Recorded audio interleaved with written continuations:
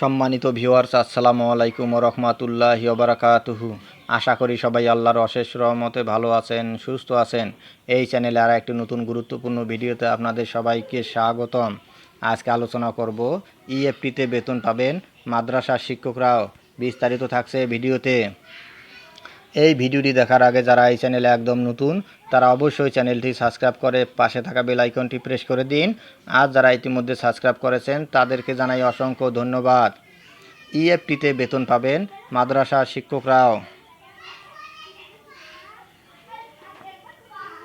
ভোগান্তি কমাতে এমপিওভুক্ত মাদ্রাসার শিক্ষক কর্মচারীদের বেতন ভাতাও সরকারি কর্মচারীদের মতো ইলেকট্রনিক ফান্ড ট্রান্সফারের ইএফটির মাধ্যমে পরিশোধের উদ্যোগ নিয়েছে সরকার। স্কুল কলেজের এমপিওভুক্ত শিক্ষক কর্মচারীদের বেতন ভাতা ইএফটিতে পরিশোধের উদ্যোগ নেওয়ার পর এই উদ্যোগ নেওয়া হলো।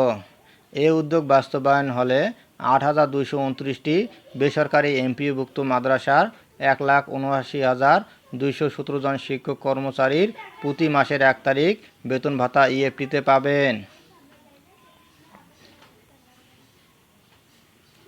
গতকাল শুক্রবার ৪ অক্টোবর রাতে মাদ্রাসা শিক্ষা অধিদপ্তরের কর্মকর্তারা দ্য ডেইলি ক্যাম্পাসকে বিষয়টি নিশ্চিত করেছেন। জানতে চাইলে মাদ্রাসা শিক্ষা অধিদপ্তরের অর্থ শাখার উপপরিচালক মোহাম্মদ আবুল বাশার বিষয়টি নিশ্চিত করে দ্য ডেইলি ক্যাম্পাসকে জানান, মাদ্রাসা শিক্ষক কর্মচারীরা যাতে খুব সহজেই মাসের ১ তারিখে বেতন ভাতা পান সেজন্য এই সময়োপযোগী উদ্যোগ গ্রহণ করা হয়েছে।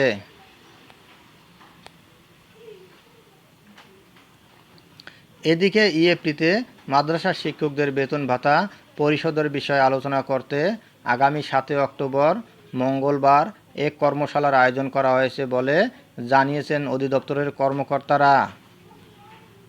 মাদ্রাসা শিক্ষা অধিদপ্তরের উদ্যোগে আয়োজিত এ কর্মশালায় মূল প্রবন্ধ উপস্থাপন এবং সভাপতিত্ব করবেন অধিদপ্তরের মহাপরিচালক অতিরিক্ত সচিব হাবিবুর রহমান। আলোচক হিসেবে উপস্থিত থাকবেন কারিগরি ও মাদ্রাসা শিক্ষা বিভাগের অতিরিক্ত সচিব ডক্টর বেগম শাওনওয়াজ দিলরুবা খান ও শামসুর রহমান খান। এছাড়াও অর্থ মন্ত্রণালয়, আইবাস প্লাস প্লাস, মাধ্যমিক ও উচ্চ শিক্ষা অধিদপ্তর এবং মাদ্রাসা শিক্ষা অধিদপ্তরের কর্মকর্তারা কর্মশালায় উপস্থিত থাকবেন।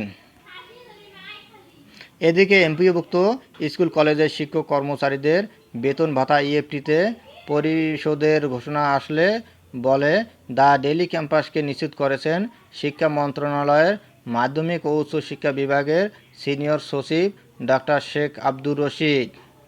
ধন্যবাদ জানিয়ে বিদায় নেওয়ার আগে আবারও অনুরোধ জানাই, যদি ভিডিওটি ভালো লাগে এবং সর্বশেষ শিক্ষামূলক আপডেট ভিডিও পেতে চান তাহলে অবশ্যই চ্যানেলটি সাবস্ক্রাইব করুন।